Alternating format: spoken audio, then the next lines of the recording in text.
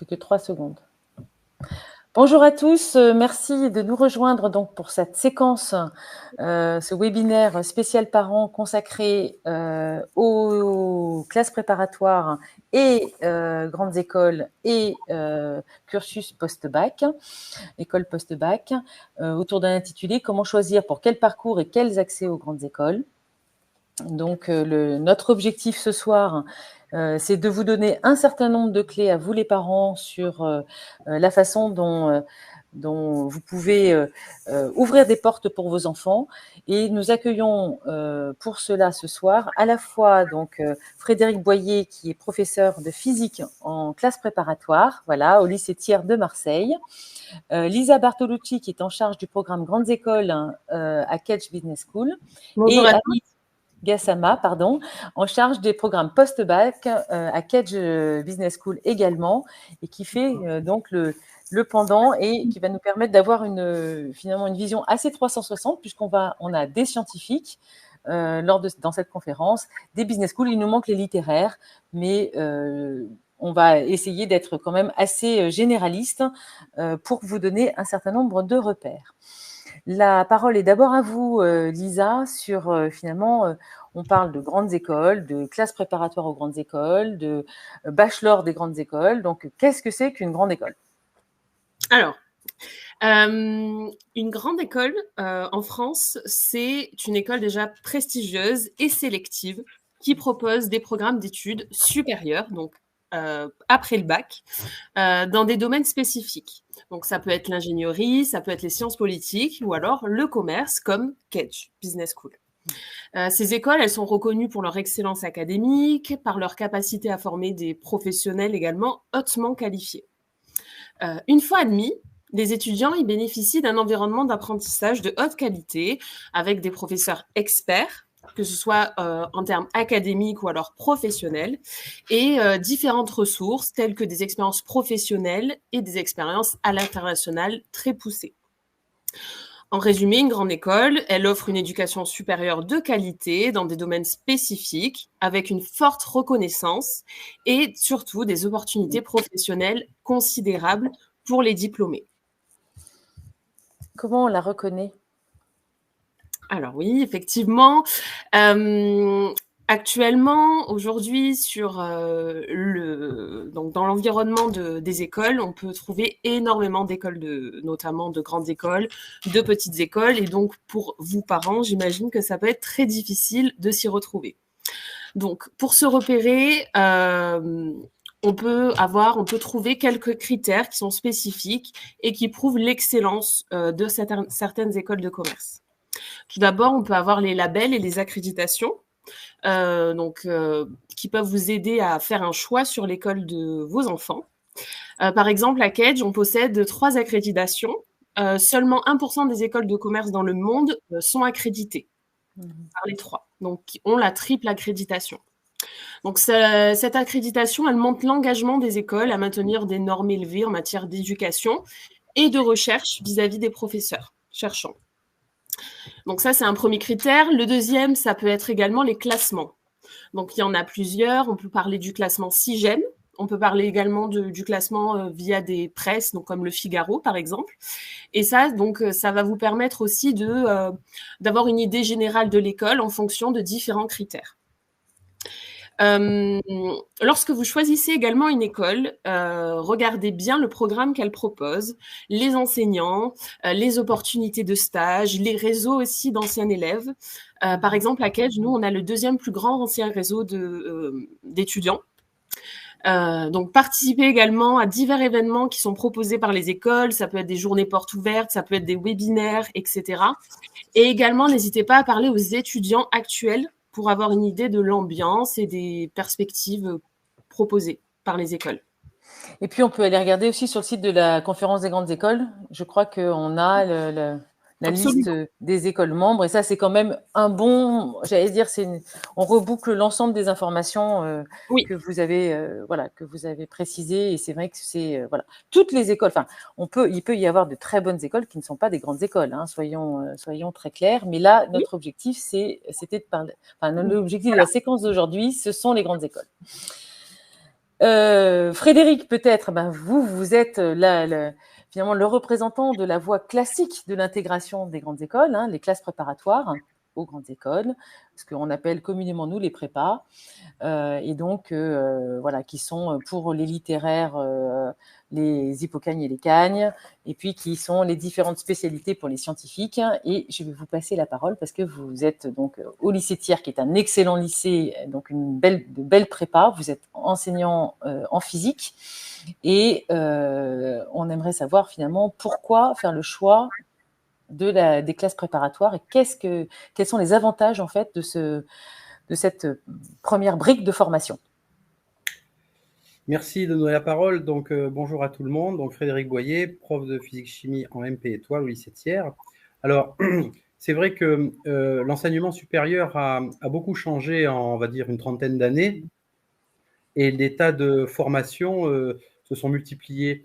Notamment les grandes écoles. Alors, pour les grandes écoles d'ingénieurs, que je connais mieux que les grandes écoles de commerce, j'ai lu un chiffre il n'y a pas longtemps, je crois que c'était dans Le Monde, où disait qu'il n'y a plus que 30% des gens qui rentrent dans les grandes écoles et qui proviennent des classes préparatoires. Mais évidemment, ça cache une grosse disparité, parce que si vous prenez les écoles les plus prestigieuses et les plus difficiles, à Supaéro, c'est 95% des gens qui viennent de prépa, vous voyez. Donc ce 30% est une moyenne en réalité entre des tas d'écoles anciennes et bien installées et des écoles plus ou moins nouvelles. Voilà.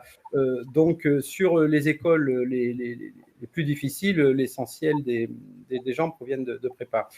Alors, bon, la prépa, c'est une formation généraliste qui ressemble beaucoup au lycée. Déjà, ça se passe dans des lycées.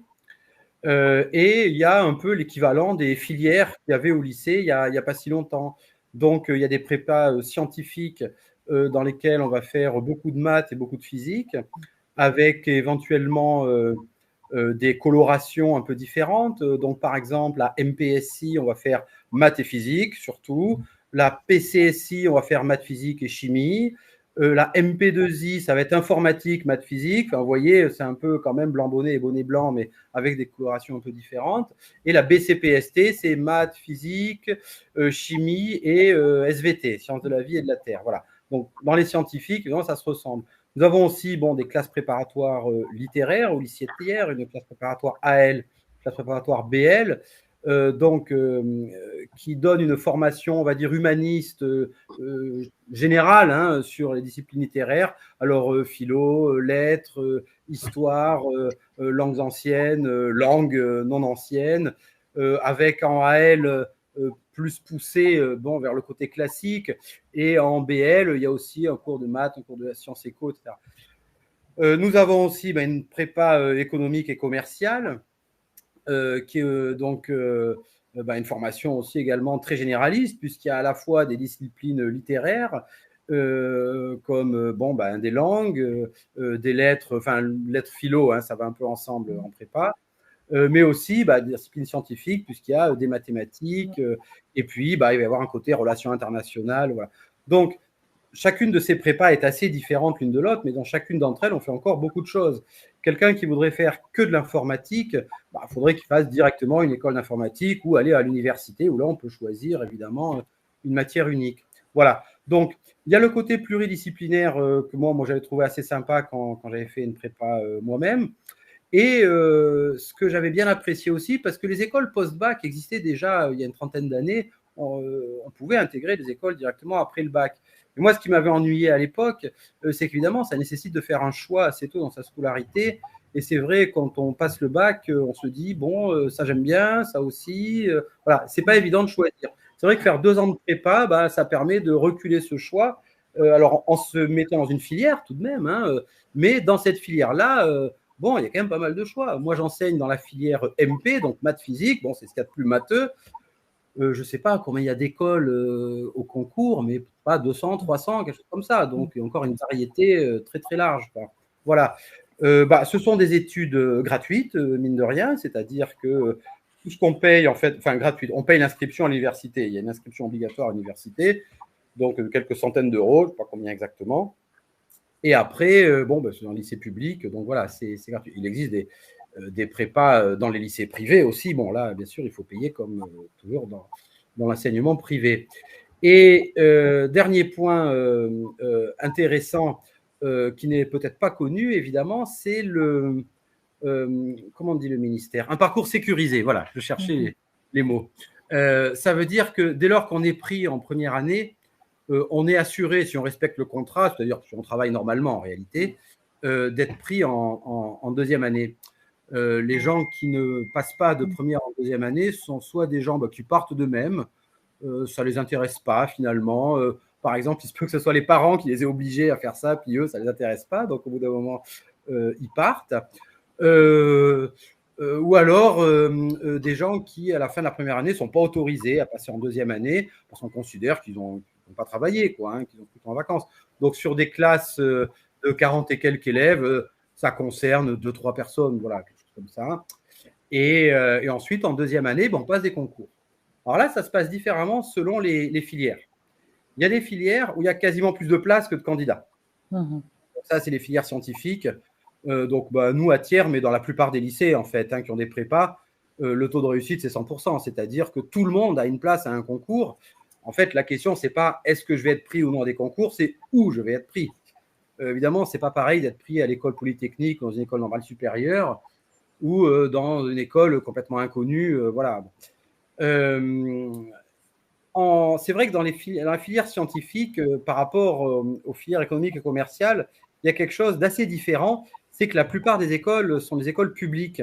Et donc, alors pas complètement gratuites, parce que maintenant les frais d'inscription augmentent même dans le public, mais un critère de la qualité de l'école dans les écoles scientifiques, c'est précisément les frais d'inscription, c'est croissant. Plus c'est cher, moins c'est bien. Voilà. C'est-à-dire que l'école polytechnique ou les écoles normales supérieures, les élèves sont même payés pour étudier, en fait, puisqu'ils ont un salaire. Voilà. Ça, c'est plus vrai dans les écoles d'ingé que dans les business schools. Pour le coup, c'est pas tout à fait les mêmes critères et la même façon de fonctionner. Voilà, ça, c'est spécifique aux écoles historiquement, scientifiques. Voilà.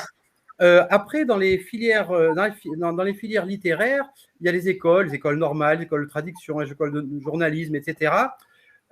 C'est pas un nombre de places très très grand. Donc là, déjà être pris, c'est déjà pas mal parce que il n'y a pas autant de places. Il faut bien admettre. Voilà. La prépa économique et commerciale, donc là, qui donne accès aux écoles de commerce, quelques écoles de statistiques. Bon, il y a un panel qui est assez varié, mais qui est globalement représenté par les écoles de commerce. Là aussi, le taux de réussite est très important parce que évidemment, il y en a beaucoup, mais les écoles ne sont pas toutes équivalentes. Alors, je ne m'avance pas trop sur le sujet, car je connais assez mal la question, n'enseignant pas dans cette filière. Voilà. Ce que je peux dire de manière générale, sur des choses peut-être moins connues que, bien sûr, l'aspect qualitatif, on travaille, il y a beaucoup de choses, c'est un enseignement de qualité, en petits groupes, bien accompagné, encadré. Voilà, ça, c'est des choses que les gens savent souvent. Mais s'il y a besoin d'y revenir dans les questions, je pourrais le faire, bien entendu. Très bien. Il y a un sujet quand même qui se pose, c'est la quantité de travail. Enfin, c'est ce qui parfois fait un petit peu peur aussi. C'est-à-dire que c'est très sélectif, plus ou moins sélectif. D'ailleurs, ça dépend des lycées. Et en fait, c'était une des questions que je voulais vous poser. C'est-à-dire que finalement, comment est-ce qu'on sait si on va être pris en prépa? Comment est-ce qu'on fait ses vœux sur Parcoursup par rapport à ce projet-là? Et est-ce que est-ce qu'on traverse tout le département pour aller au lycée de Thiers? Est-ce que ça vaut le coup en fait? Est-ce que c'est ça ça ne veut pas dire qu'il ne faut pas que le lycée de Thiers continue à accueillir d'excellents élèves, parce qu'on sait que c'est très important. Mais malgré tout, est-ce que parfois il vaut mieux passer plus de temps avec ses bouquins plutôt que dans les transports ou dont on sait que c'est pas toujours si simple, ni en Île-de-France, ni en région sud. Alors, donc il y a plusieurs questions en fait dans votre question. Donc la première, c'est comment on fait sur Parcoursup, en gros pour savoir si on va être pris ou pas, ou est-ce qu'on fait des stratégies ou tout ça.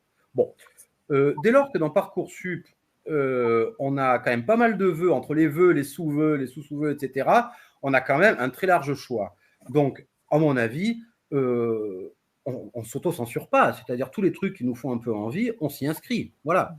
Simplement, ce qu'il faut faire sur Parcoursup, c'est juste éviter de mettre que des trucs hyper sélectifs où on n'est pas sûr d'être pris.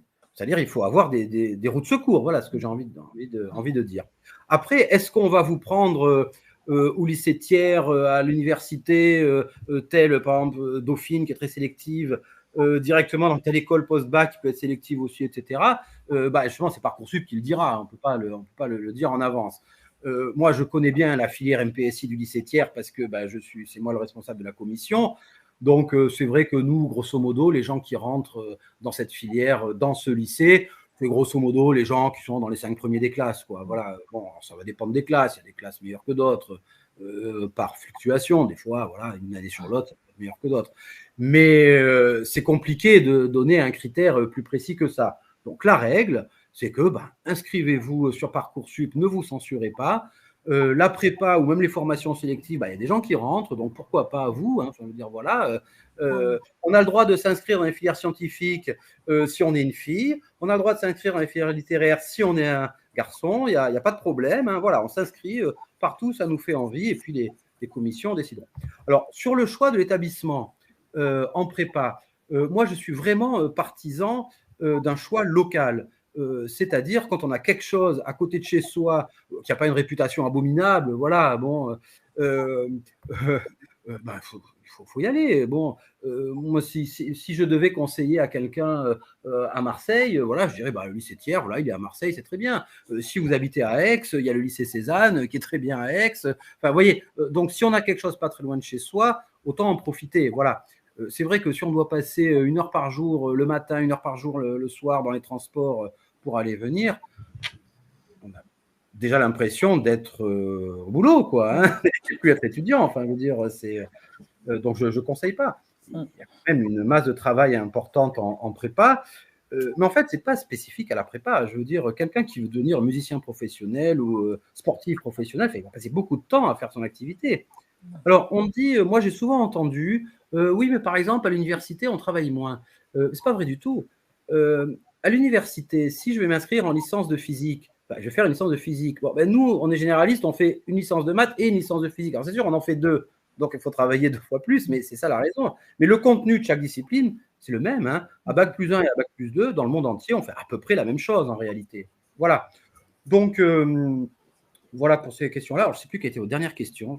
Non, mais c'était celle-là, c'était celle des critères de choix finalement d'établissement et de la quantité de travail.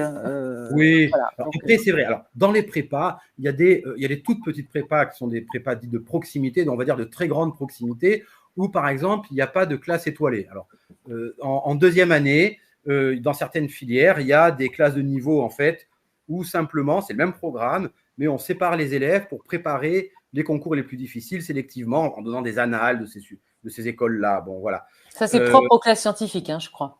Voilà, ça, c'est propre aux classes scientifiques. C'est moins vrai dans les autres filières parce qu'il y a moins de classes, en fait. Au lycée Thiers, nous avons une seule classe économique et commerciale. On ne peut pas faire de classe de niveau parce qu'il n'y a qu'une classe. Voilà. Les prépas littéraires, nous n'avons qu'une classe de chaque catégorie aussi.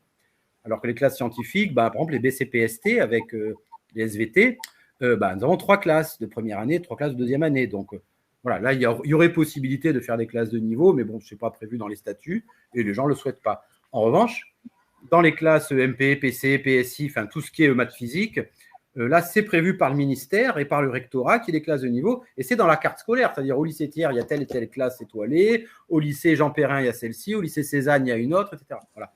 Donc, dans un lycée où il n'y a pas de classe étoilée, si à la fin de la première année, on se retrouve très bon, faudra changer de lycée si on veut tenter les concours les plus difficiles. Voilà. Mais après, pour le reste, moi, je trouve que toutes les prépas sont très bien. Les profs se valent, les lycées se valent. Voilà. Si on est bien chez soi, on y reste. Très bien. C'est clair. En tout cas, c'est clair et positif. Donc, Lisa, je pense qu'on va passer par vous. Il y avait juste un petit sujet sur Thiers, justement. Vous avez combien de classes en prépa en PCSI, demande Ahmed? Il y a 2 classes de PCSI. Donc 48 élèves par classe dans Parcoursup. Donc, il y a 96 places. Très bien. Et donc, la prochaine question est pour vous, Lisa, puisqu'on demande quel est le taux d'entrée pour les prépas ECT et ECG pour entrer en programme Grandes Écoles à Cage. Alors oui, on n'est pas sur les mêmes taux d'entrée entre voilà. La prépa, elle est via Parcoursup, et pour entrer dans un programme grande école à Cage, on est après un bac, donc minimum bac plus 2. On n'a pas ce qu'on appelle à Cage de prépa intégrée. Donc nous, on intègre notamment des étudiants de prépa ECT et ECG, notamment ceux de tiers, de nos collègues de tiers. Très bien. À peu près sur les mêmes types d'entrées, ou est-ce qu'il y a plus de chances enfin, je pense que la question de Maya, c'est est-ce que vous intégrez plus de ECT ou plus de ECG, hein, en substance?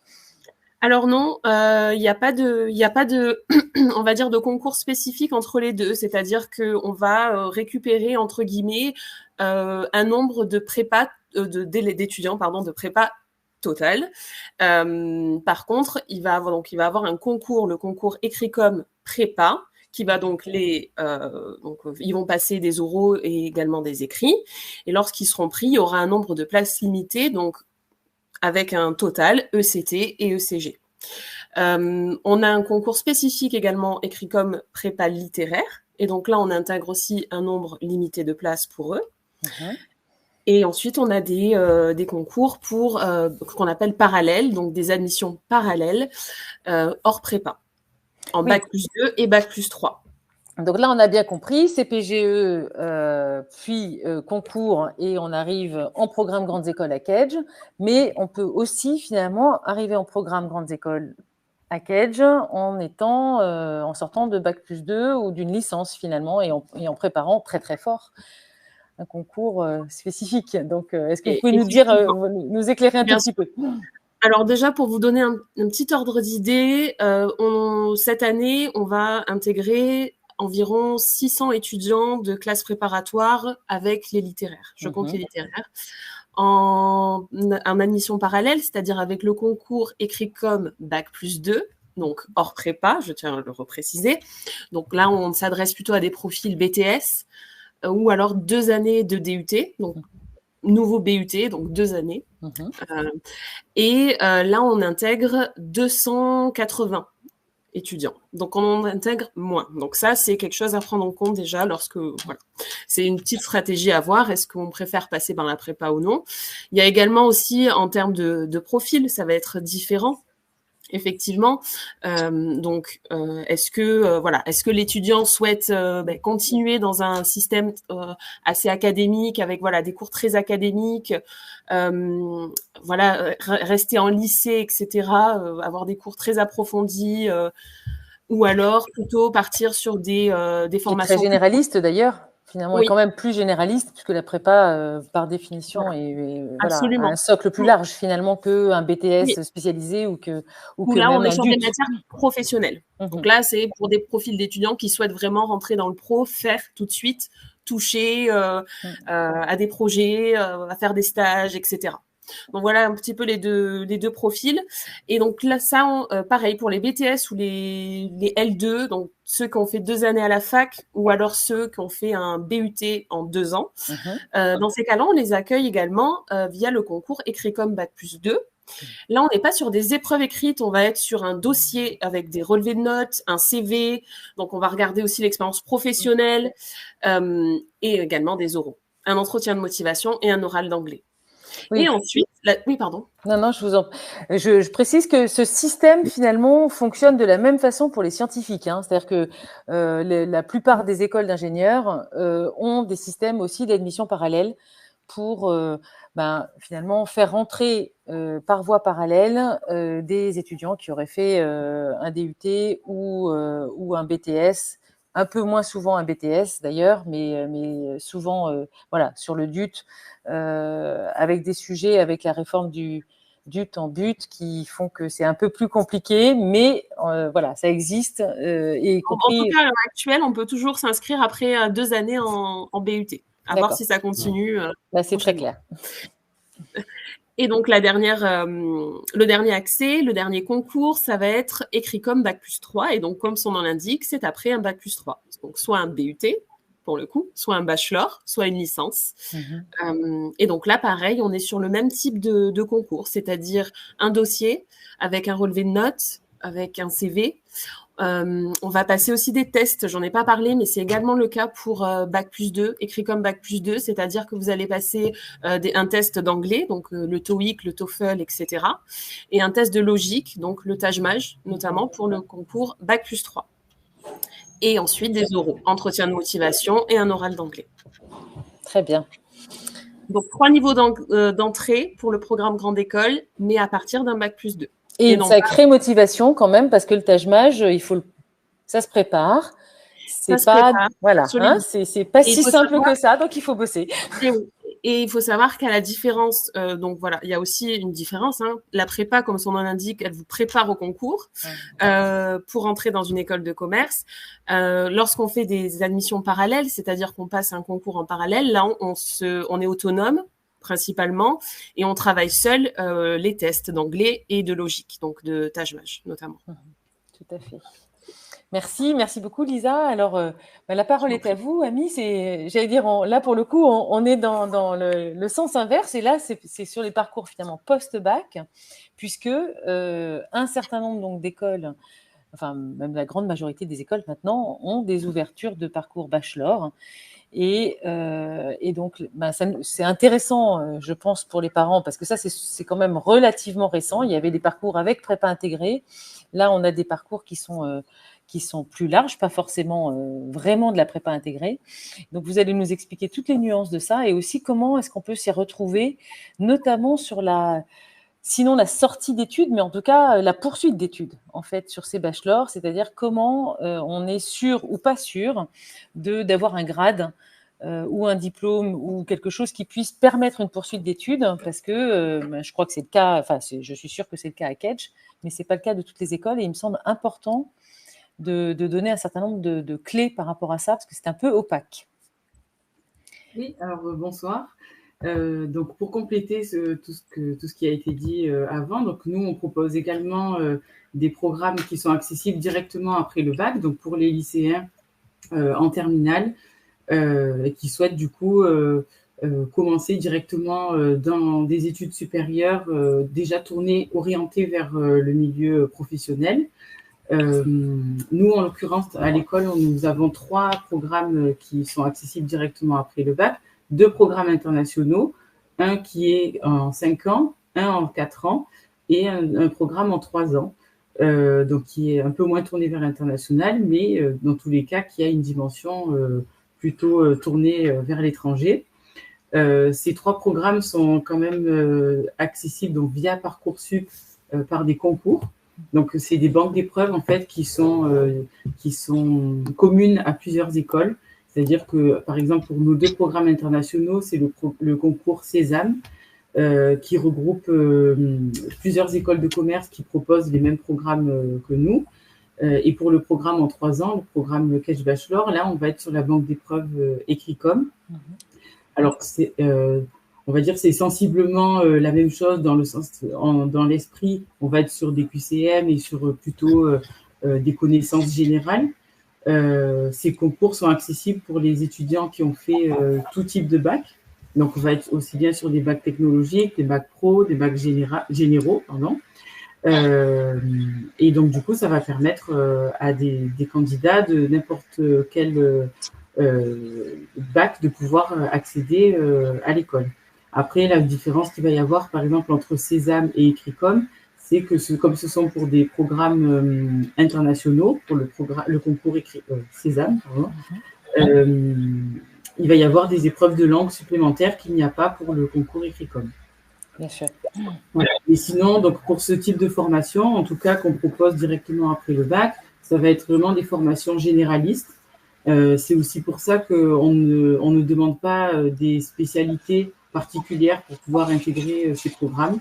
Au lycée, moi, ce que je conseille toujours, c'est de choisir des spécialités qui leur plaisent, parce que par contre, les notes sur Parcoursup vont être regardées, enfin, les notes et les appréciations. Donc, c'est les banques d'épreuves qui donnent des notes à ces dossiers, et on va regarder dans l'ensemble si le candidat est bon élève. Donc, ça consiste pas uniquement à avoir des 18, mais de façon globale dans le comportement, s'il n'y a pas trop d'absence, pas trop de retard, si le candidat est impliqué dans la vie de son lycée. C'est vraiment des petites choses, en fait, voilà, on va regarder dans l'ensemble le dossier du candidat.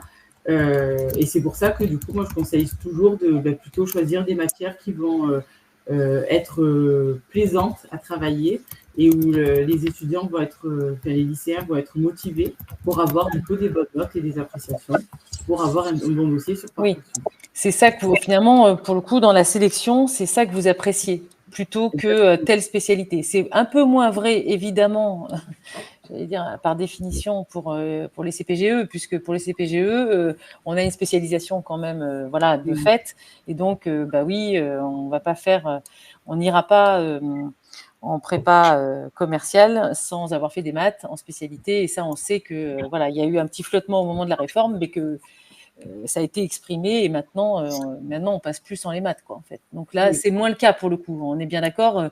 Là, on peut. Même pas du tout le cas. Pour nous, on est vraiment. C'est pas le sujet, en fait, là, ouais. Ouais. C'est pas ce que nous on regarde pour l'intégration des candidats. Donc, faut vraiment être à l'aise avec ça. En tout cas, si le choix est vraiment d'intégrer une école de commerce, en l'occurrence la nôtre, c'est vraiment pas. On regarde vraiment pas les spécialités qui ont été choisies. Pas ça, en tout cas, qui est le plus important. Et parce que vraiment, tous les programmes qu'on propose sont des programmes généralistes où, en début de parcours, les étudiants vont apprendre vraiment les bases du management, de la gestion, du commerce international. Et c'est après, au fur et à mesure de leur parcours, qu'ils vont pouvoir se spécialiser, soit au travers de spécialités ou de majeurs. Et même à travers les stages aussi qui vont pouvoir commencer dès la 2e année et qui va pouvoir permettre d'affiner en fait l'orientation qu'on souhaite donner à son parcours. Alors ça, c'est ce que vous m'expliquez quand on a préparé la séquence. C'est vrai que ça dépend vraiment des écoles. C'est-à-dire qu'il y a des écoles qui sont beaucoup plus spécialisées et souvent, je sais que pour le coup, notamment côté scientifique, on a souvent coutume de dire que finalement la prépa scientifique, enfin la CPGE, elle est très généraliste.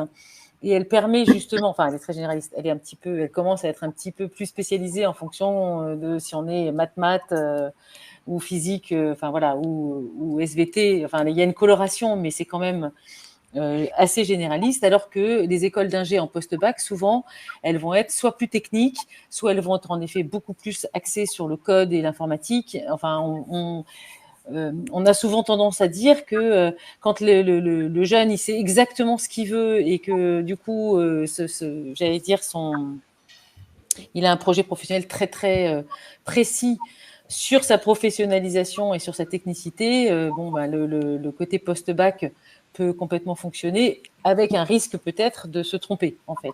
Alors que vous, pour le coup, vous êtes beaucoup plus généraliste et ça se décante en année 2 et en année 3. Oui, bien sûr, parce que du coup, en fait, en première année, ils vont avoir, par exemple, aussi bien des cours de comptabilité, d'économie, de management, de marketing. Donc, du coup, ça permet de rester quand même assez général et après de pouvoir affiner au fur et à mesure dans l'avancée du parcours. Après, c'est aussi pour ça que du coup, il faut quand même si on sait qu'ils sont jeunes, au lycée, c'est difficile de se prononcer sur ce qu'on a envie de faire plus tard. Mais donc, comme vous disiez, il y a des écoles qui proposent déjà des spécialités, des spécialisations dès les premières ou deuxième années. Donc, c'est là aussi que, comme le disait ma collègue Lisa tout à l'heure, qu'il faut bien se renseigner sur ce que proposent les écoles et sur le contenu du programme, sur le parcours, pour que du coup, on ne se retrouve pas surpris en fin de première année, par exemple, à devoir déjà choisir une orientation en se disant, moi, je ne sais toujours pas ce que je veux faire. On sait très bien que voilà, ce qu'on a envie de faire quand on est en terminale, même quand on rentre en école de commerce, si ça se trouve, on ne l'avait pas du tout imaginé quand on termine après un bac plus 5, et ce n'est pas du tout ce pourquoi on était rentré à la base. Il n'y a aucun problème pour ça, mais c'est vrai que du coup, il faut vraiment se renseigner quand on choisit une école. Il en existe beaucoup, chacune un peu a ses spécificités et a des choses à apporter qui peuvent convenir à certaines personnes et pas à d'autres.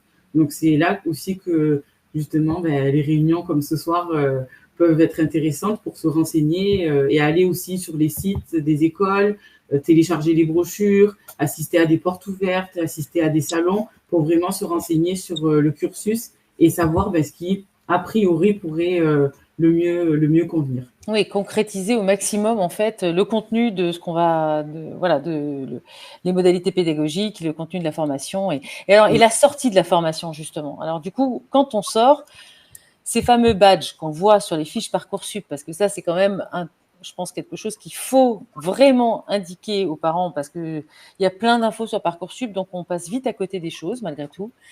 Mais c'est quand même important d'aller voir ces fameux petits macarons bleus là, qui ressemblent à des petites vignettes de voitures de il y a 50 ans ou il y a 30 ans, et qui indiquent les grades, enfin, ce à quoi on sort de cette première formation.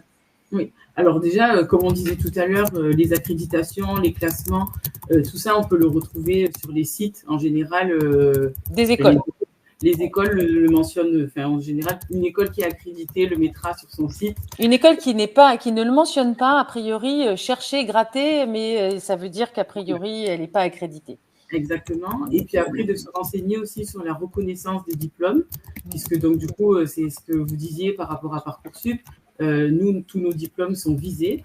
Et donc, après, en termes de reconnaissance, il va y avoir soit des titres RNCP qui, dans ce cas-là, c'est la reconnaissance au niveau professionnel. Donc, c'est le ministère du Travail qui reconnaît la formation. Et après, il y a les diplômes qui sont visés au niveau de l'Éducation nationale. Et dans ce cas-là, c'est un diplôme de l'État. Donc, c'est deux reconnaissances qui sont différentes et qui ne sont pas équivalentes. En tout cas, quand vous vous renseignez sur une école et sur une formation, assurez-vous que les diplômes sont reconnus par l'État pour qu'à la sortie, votre diplôme ait vraiment une valeur sur le marché du travail et dans l'enseignement, si vous souhaitez continuer justement en poursuite d'études, puisque c'est des questions qu'on peut vous poser quand vous souhaitez intégrer, par exemple, un master. C'est même pas une question qu'on peut vous poser, c'est une question qu'on va vous poser. Donc, il faut que vous puissiez dire j'ai un équivalent licence, enfin j'ai un grade qui me permet ensuite de postuler pour un master. Hein. Le niveau master est compétitif partout maintenant. Exactement. Donc ça, c'est vraiment important. Nous, par exemple, on propose donc en poursuite d'études pour des élèves qui sont rentrés chez nous en post-bac, donc soit après le bac plus 4, donc le programme en 4 ans, ou le programme en 3 ans, le bachelor, ils ont la possibilité de continuer chez nous, soit en programme grande école, justement, bien sûr. Donc de passer le concours et de rentrer pour faire un master en 2 ans, ou alors de rentrer pour faire un Master of Science en 2 ans ou en 1 an, selon le programme qui a été suivi auparavant. Et dans ce cas-là, c'est sur dossier, mais dans ce cas-là, on demandera quand même de prouver si c'est pas de notre école ou même de notre école, bon, du coup on saura si la personne était chez nous, mais si un candidat vient d'une autre école, on lui demandera de nous fournir les diplômes de son parcours précédent. Je tiens même à préciser, je me permets, pour les concours Écricom, donc il y a une banque de concours, donc Écricom demande un diplôme avec le grade, par exemple, de licence. Donc à Kedge, par exemple, notre bachelor et notre bachelor international en 4 ans offrent le grade de licence à tous les diplômés. Donc, c'est le grade le plus reconnu, comme notre programme grande école a le grade de master. Si l'étudiant a fait une école qui n'offre pas ce grade, il ne pourra pas intégrer un programme grande école. Il faut le savoir. Pareil, je tiens à faire une petite remarque à ce niveau-là, c'est les programmes en 5 ans. Après le bac, si l'étudiant souhaite se réorienter au bout de 2-3 ans parce que cette formation ne lui plaît pas, il n'aura pas de diplôme, c'est-à-dire il n'aura ni le grade de licence ni le grade de master après 2 ou 3 ans, puisque c'est un programme sur 5 ans et donc un programme master, grade de master. Donc, il ne pourra pas se réorienter, notamment sur un programme grande école ou sur une autre formation sans grade, sans diplôme. Et donc, s'il souhaite un diplôme, il devra continuer pendant les 5 ans. Oui, il faut aller au bout, en fait, pour pouvoir diplômer. Ouais. Là, pour le coup, c'est une petite différence avec la CPGE, je crois, parce que je vois que ça correspond à une question de Sandrine qui dit « Est-ce qu'il y a une équivalence possible après une première année de CPGE ?» Et il me semble que c'est ça le sens de l'inscription à la fac. C'est que si on sort correctement, hein. Après il faut avoir travaillé là encore, mais si on sort d'une première année de prépa sans avoir, enfin, en ayant travaillé, mais en souhaitant sortir, en fait, on va pouvoir s'inscrire en L2. Donc, on n'aura évidemment pas une licence, un grade de licence, mais on pourra s'inscrire en L2. Voilà, c'est-à-dire que, je me prends la parole quelques instants, c'est-à-dire qu'en général, ça ne donne pas une équivalence, mais une dispense. C'est-à-dire qu'on peut s'inscrire en L3 sans avoir la L2. Si on valide à la fin de l'année de L3 la L3, on a sa licence. Et si on ne la valide pas, on n'a rien. On n'a pas l'équivalent L2, en fait. Voilà. Donc, souvent, c'est ça. Et nous, on propose, on donne, en prépa, on donne des crédits ECTS chacune des 2 années de prépa. Et ensuite, on les propose à l'université qui les valide ou pas. C'est-à-dire, c'est l'université qui est la formation diplômante et qui décide si elle accorde ou non les crédits. En général, ça se passe bien parce que nous, on a un partenariat avec AMU, avec Maastricht Université. Et bon, ben non, voilà, on se connaît assez bien et on fonctionne ensemble. C'est devenu relativement fluide quand même, je pense. Enfin, après, ça dépend des classes préparatoires, mais souvent. Voilà. Mais disons que c'est plus vrai. Par exemple, la question se pose plus sérieusement pour les prépas littéraires, où comme il y a moins de débouchés, évidemment, il y a des élèves qui partent en cours de route ou à la fin de l'année qui décident d'aller à l'université. Ceux-là même déjà, quand ils ont par exemple même redoublé leur 2e année de prépa, ils rentrent directement en M1 parfois. Voilà. Dans les filières scientifiques, c'est assez rare. Ça concerne vraiment des gens, par exemple, qui voulaient les écoles normales supérieures, qui ne les ont pas eues parce que c'est difficile, mais qui vont s'inscrire à l'université, en général en magistère, pour faire de la recherche. De la recherche derrière, oui, bien sûr. Ouais, voilà, pour faire un profil type recherche, quoi. Vraiment un truc très académique. Voilà. Et en général, ils s'en sortent bien. Oui. Ami, je pense qu'on a fait un petit peu le tour de notre parcours post-bac et des clés qu'on pouvait donner. Moi, je vous propose de regarder rapidement. Alors, Frédéric a répondu à peu près toutes les questions sur les prépas, donc ça c'est super. Merci Frédéric parce qu'on a gagné beaucoup de temps et on a gagné en temps, en efficacité et en précision, donc ça c'est super. Donc je vois, merci Frédéric. Équivalence possible, on l'a traité sur après l'année de sélection de CPGE. On avait, je crois, une question pour Lisa, me semble-t-il, qu'il faut que je retrouve dans le lot. Alors après, il y a des questions très techniques sur le score au Taj-Maj pour le bachelor en 3 ans. Oui, alors j'ai précisé, j'ai répondu et je reprécise peut-être à l'oral, il n'y a pas de problème. Je reprécise également à l'oral. Attention, il y a plusieurs concours ECRICOM. ECRICOM est la banque de concours. Ensuite, la banque de concours a plusieurs concours. Donc, on a ECRICOM bachelor, donc pour après rentrer dans un bachelor à Cambridge, par exemple. On a ECRICOM prépa, pour les étudiants de prépa. ECRICOM bac plus 2 pour entrer en PGE et bac plus 3 également pour entrer en PGE. Et donc, chaque concours a ses propres critères de sélection, a son propre dossier à remplir, etc. Notamment, pour le bachelor, je l'ai précisé, c'est un test de logique également, mais c'est pas le Taj-Maj, c'est le Taj post-bac, qui est effectivement à un niveau inférieur que le Taj-Maj qui est proposé à des étudiants de bac plus 3, forcément. Oui. Voilà. Très bien, c'est mérité en effet d'être précisé. 2 petites questions. Alors, une question de Hervé, je pense, qui est destinée plutôt à Kedge, puisque donc qui indique est-ce que les formations donnent droit à des crédits ECTS? Donc là, est-ce que les diplômes sont reconnus par l'État? Alors, allez-y. Exactement ce qu'on disait, absolument. Donc, toutes nos formations offrent des crédits ECTS. Et également, à la fin de la formation, les étudiants ont le grade soit de licence, soit de master. Donc ça, c'est vraiment les points repères. Le message pour les parents, c'est quelque part, c'est le phare, quoi. En fait, c'est la lumière. Si vous faites le choix d'un autre type d'école, c'est-à-dire sans ECTS et sans diplôme reconnu par l'État ou au RNCP, c'est tout à fait possible, mais il faut le faire en connaissance de cause, en fait. C'est-à-dire en sachant à quoi on s'engage. C'est ça, je pense que c'est vraiment le message à retenir. Et une question sur donc les concours Sésame et Avenir, sur est-ce que ce sont des écoles exclusivement privées ou est-ce qu'il y a des écoles publiques qui sont concernées par ces formations? Donc oui, je vous laisse y répondre. Du coup, c'est des écoles privées. Après, en fait, c'est des banques d'épreuves vraiment qui sont différentes pour chaque école. Donc, il y a Avenir, Access, ECRICOM, Sésame, mais ça regroupe essentiellement des écoles privées. Et en termes de financement de la formation, finalement, C'est un investissement pour les familles quand elles peuvent le faire. Il y a des prêts étudiants. Comment ça se passe? Alors, il existe, alors oui, en tout cas, on a conscience que c'est un budget assez conséquent. On accepte les étudiants qui sont boursiers. Il existe des banques qui proposent des prêts pour les étudiants. Alors, ça va être soit des prêts étudiants. Donc après, ça, c'est des conditions qui sont propres à chaque banque. Mais de façon générale, c'est à peu près des prêts qui vont être remboursés à la fin de leurs études, quand ils vont commencer à travailler. Ou alors, ça peut être aussi des prêts à taux zéro. Donc, il n'y aura pas d'intérêt.